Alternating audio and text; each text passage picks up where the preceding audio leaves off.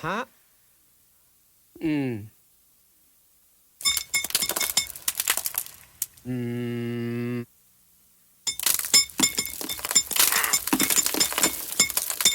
Oh. Ah. Mm. Ah. Hi, I'm Penn, and this is my partner, Teller. We are Penn and Teller, and this show is about balance and about how sculptors work with the principle of balance in their sculpture, and how some sculptors like to make pieces that look very balanced, some like to make pieces that look precariously balanced, and some like to make pieces that just look like they're going to fall down. In this show, we're going to talk a lot about balance.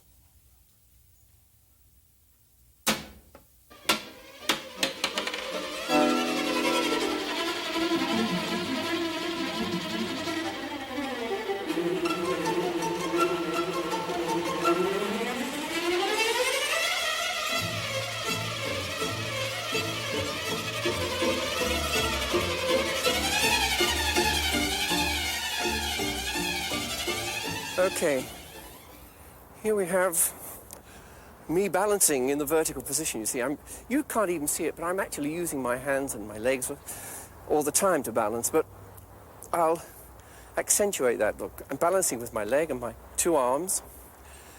Take away the leg. Okay, that makes it much harder. You'll see more movement in the arms now. Then I take away one arm. Oh, that's much harder. Now, if I take away the other arm, I get really in trouble. Now, do you see how I had to use all three things to save myself from falling on the floor? And that's one of the principles, is keeping the body straight and using these extremities for balance. Okay, so one other aspect is counterbalance. Now, for example, I can balance on one foot. I can fold my arms because I'm using my leg as a balance. Now, to get a good balance, I could take my arm out, and that's much steadier because there's a kind of counterbalance between this leg and this arm. If I put this arm out, I'm going to fall off because all the weight is on one side. So counterbalance is there. Okay, so now you know that I can walk along the wire, I can turn, and I can run back to the platform again. It's all very simple. However, sometimes you see people who are trying to entertain you and make it more exciting for you, and they will pretend to do things that you think are impossible. So, for example, I'm going to walk out on the... Oh, no, my goodness. Oh, that was frightening. Here we go. Oh. I'll put my foot very tentatively because this is the first time I've ever done this. And there's the other foot. And then, oh, no, wait, no. It may appear that I'm really off balance, but in actual fact, I'm perfectly on balance. And then I can walk along a little further and then trip. Oh, oh my goodness. What do I do? I'm in control all the time, you see.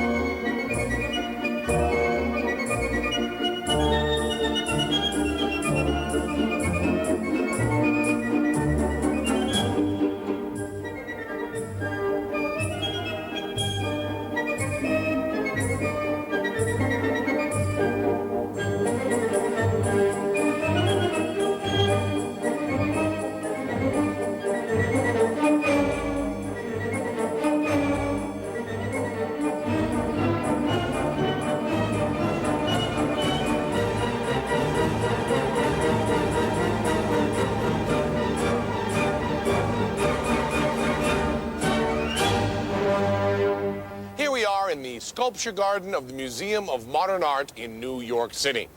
Now, this piece is really stable. Physical balance is important, but sculptors aren't limited to making sculptures that are physically balanced.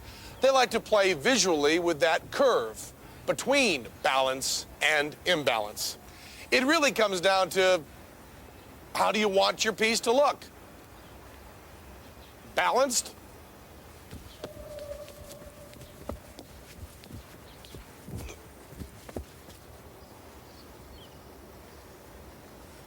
Balanced but precarious?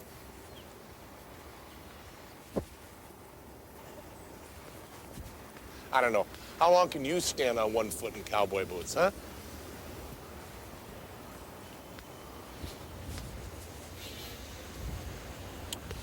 Balanced.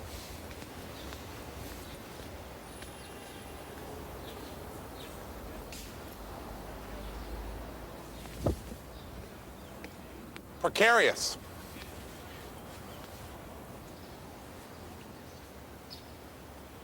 Or do you want them to look like they're falling down? Now, what stops these things from really falling over? Well, sculptors have to support these precarious or falling sculptures, or gravity will just pull them right down.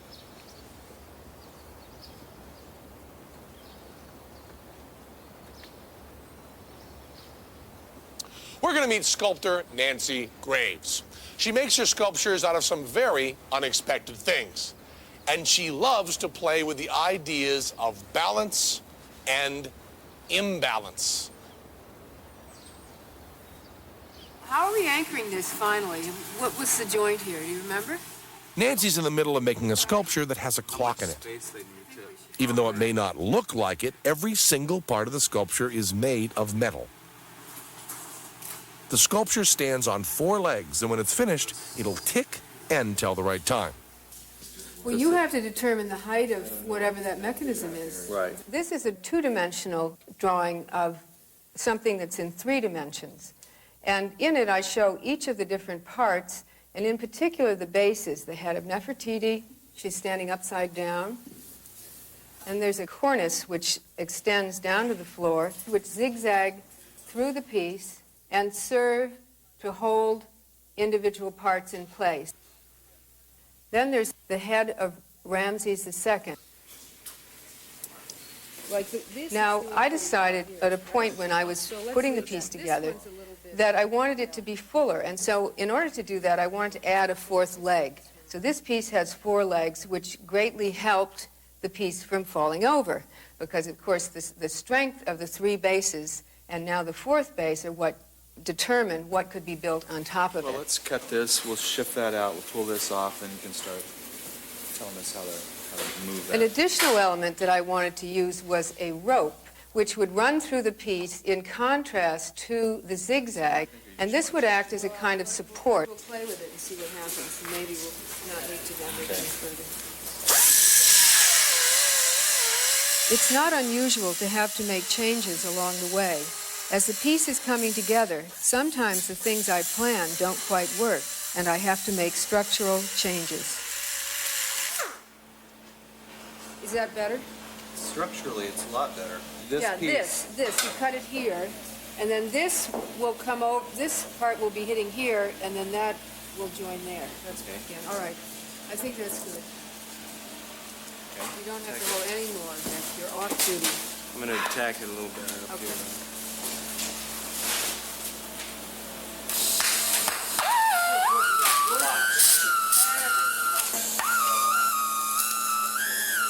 After making our changes, we then weld the various elements together. Welding is like glue, only it's like the strongest glue, and it will never come apart when something's welded, so that it's possible to make parts of a sculpture appear to be at odd angles, to be tilting in ways that are unexpected, which causes one to think, well, now, why is that standing up there? Part of it, we can adjust these two up there. It could even, the canopy can come even more. Over to you? Yeah, to me, this way, that's it. In making this sculpture, my goal is to make it look as off balance as possible and yet be balanced. Now, can your part, Ken, come over to me more? Yeah. Now get the canopy way over here. Bring it, I want it off-center. That's what I'm trying to do, and you're centering everything. But the problem is that gravity is pulling each of these elements downward. The heavier the element, the harder it is to put it off balance. Structure getting high. No structure? Well, I'm trying to make it appear as weightless as possible, as if it's defying gravity. In this case, I'm going to have to compromise. Why don't you do this? Don't tip it. Keep it in the same plane. Just lower the whole deal. Lower the aloe a little. Down on your left. Down there. The balance is much better. Now we're going to mark this. Find a way to lock it. Tack welded. Let's weld it in place. Oh, It's pretty heavy to hold on with this. Sometimes I wonder what it would be like to make a piece of sculpture on the moon. There's much less gravity there. Okay. Yeah.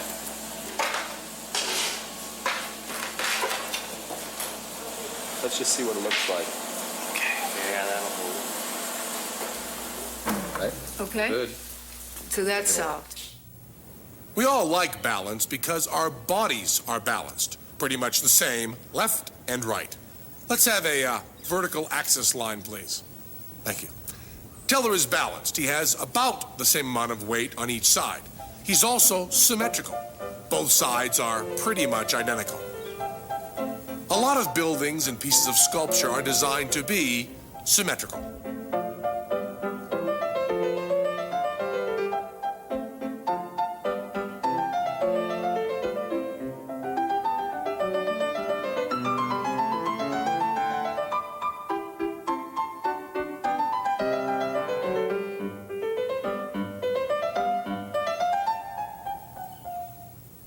Perfect symmetry feels calm, comfortable, dignified.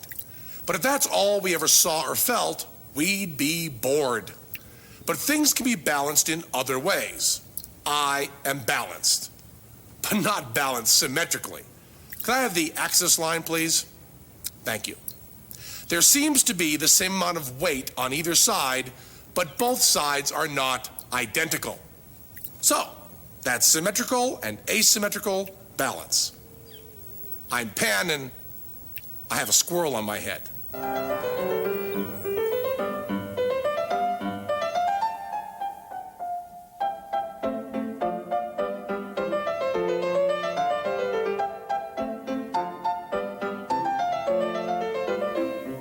A thing can be perfectly balanced, and yet you get the feeling that it could tip over at any moment. Sculptors play with balance by arranging what's up and what's down.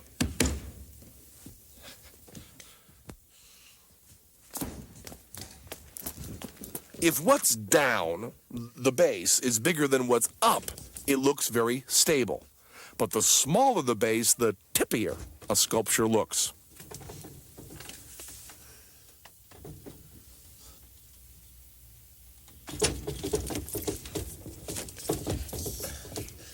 As usual, we're cheating. Yeah!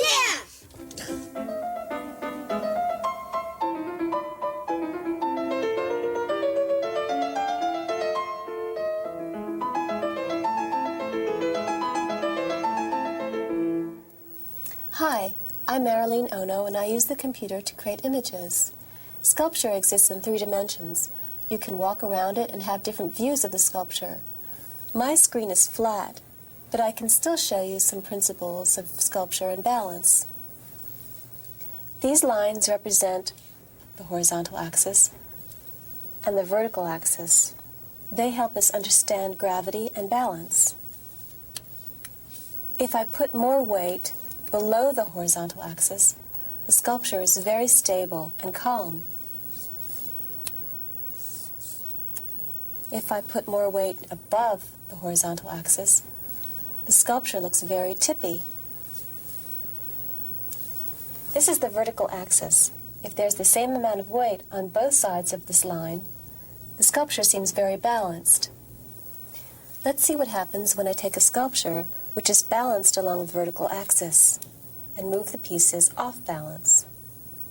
If there's more weight on one side than the other, it looks very imbalanced. It might even tip over. But sculptures do have to stand up. They can't really fall over.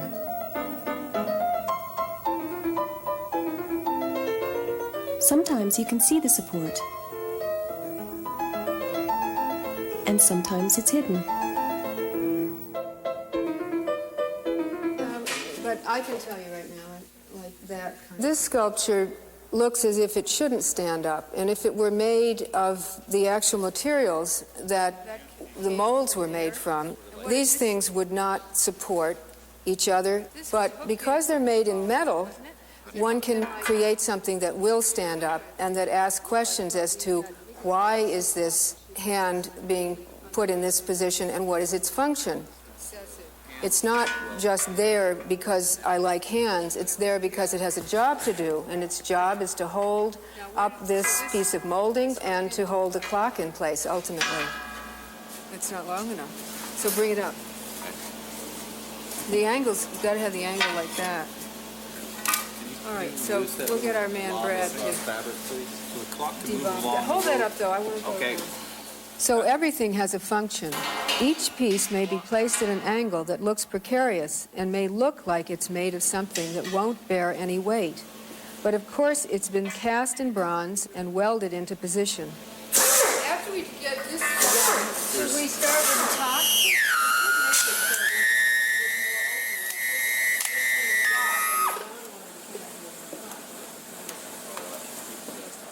This is a sculpture full of surprises. Why would this coconut palm in its lifetime ever expect to be joining Nefertiti to Ramses II? And then why should a pendulum be made of a fern leaf? Counterbalance. The answer to this question is because I like to try and do things that have never been done before and to ask questions about what can be art and what can be sculpture. And then those two large bananas. I like to use forms that have a history of their own. Things that are familiar and yet somehow strange, because they're mixed with other things in ways you don't expect. I particularly wanted forms from nature in this piece. Got to get the right form so that it looks in scale for the piece. It's like you'd always cast 2 or 3 bananas and just keep Singly. adding them and Add them shifting on. them. So, are there some long ones in that file?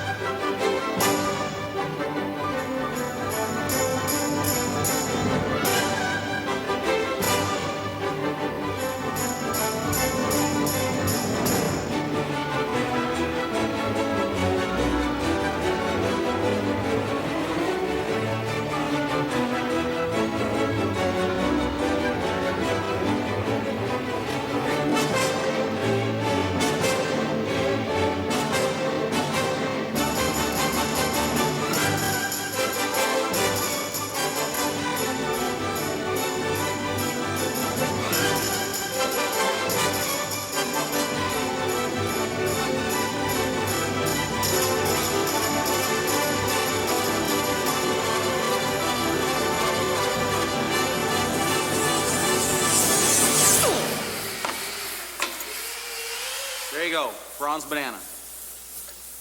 Enough talk about balance. Let's talk about falling. Sculptors play on something that you know, that when something isn't balanced, it ought to be moving. Ha! It ought to be moving. It ought to be moving. You see, even when a piece doesn't move, sculptors often want you to feel movement.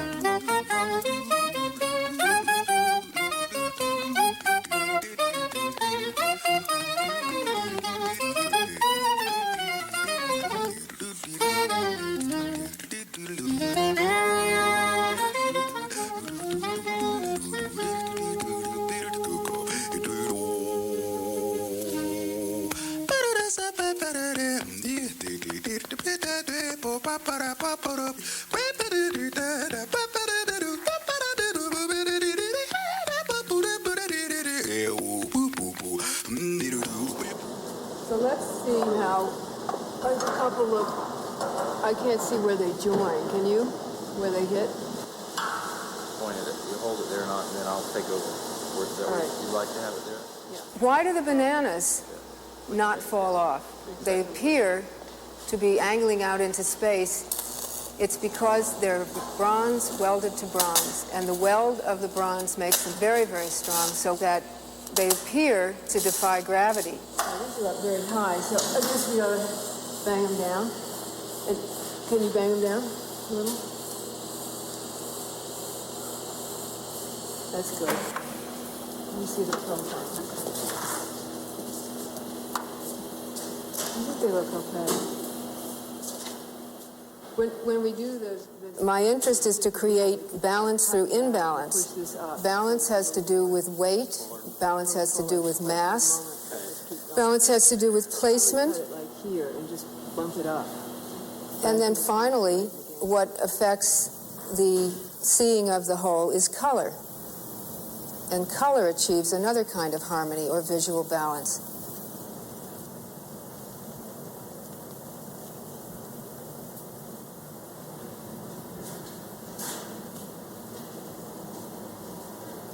This is nice with the bronze color coming through. It's really beautiful. I'm trying to keep as much of the bronze as possible. But there will be details which will start working in certain areas. There'll be different rhythms that are created by color.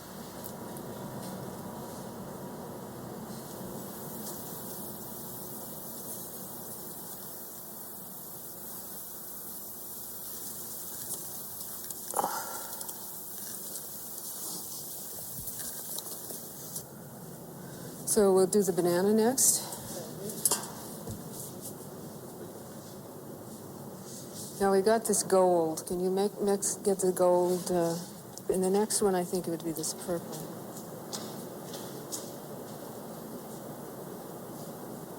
The use of colors and their placement causes the eye, if you follow a particular color, to move through space and through the sculpture.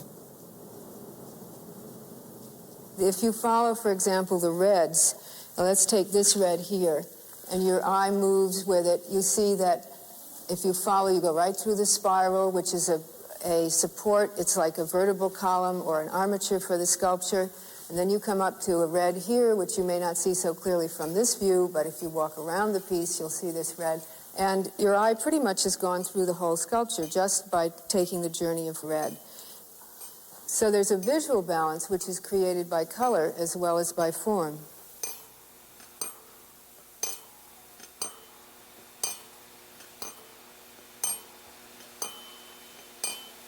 It sort of looks like someone's having a dream, and his dream is like ticking. That stuff over there looks like snowflakes. These are sort of like snowflakes, but I also think they're sort of just like a pattern. It's sort of holding up the rope, which the rope is actually holding up everything. Yeah. And so if it was just a regular rope, the whole thing would probably collapse. And so it sort of seems like everything is just hanging in midair.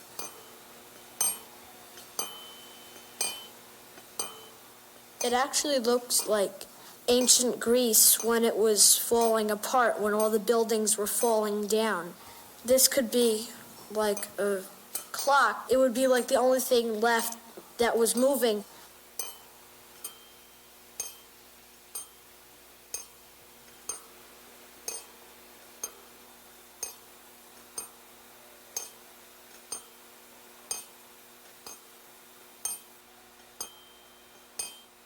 Well, we've tried to be very clear about how balance works. We've talked about symmetry and asymmetry, standing up and falling over, and all the stages in between. But of course, artists, as usual, are busy trying to fool your eye. They like to make a thing look one way when it's really another. Keep thinking.